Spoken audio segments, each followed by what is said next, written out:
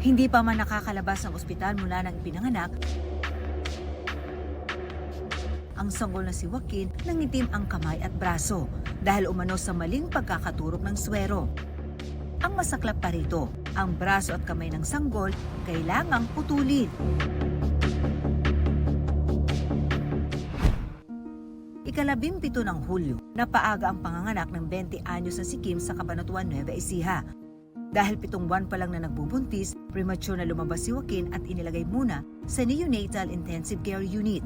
Parang hindi po ako ganun ka-ready po sa pagkakaroon ng anak. Pero nung nakita ko po siya, parang nakagaan po ng loob. August 11, kinailangang ilipat sa ibang parte ng katawan ang swero ng anak.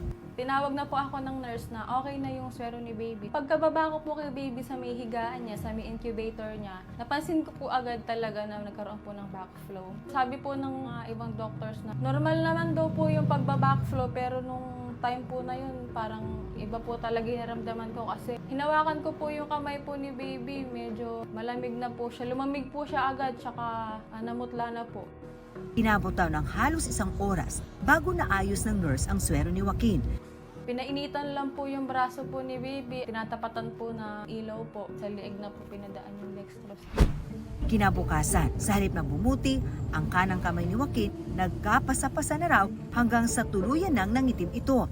Siguro po 2 to 3 days po nung nangyari yun. Wala po lumalapit po sa amin kahit nurse, doctor po, para po may explain na lang po sa amin kung ano po yung nangyari. Yung mga daliri niya po, mas lalo na pong tumigas. Parang naaagnas na po yung mga daliri niya eh. Baby pa lang po siya, premature pa po. Wala pa po siyang kaalam-alam. August 17 sa ika-1 buwan ni Joaquin, ang solusyon na binigay sa kanila ng mga doktor ay putulin na ang nangingitim at apektadong kamay at braso ng sanggol. Pag po nilipat po namin si baby, ganoon din daw po yung mga doktor po sa ibang ospital.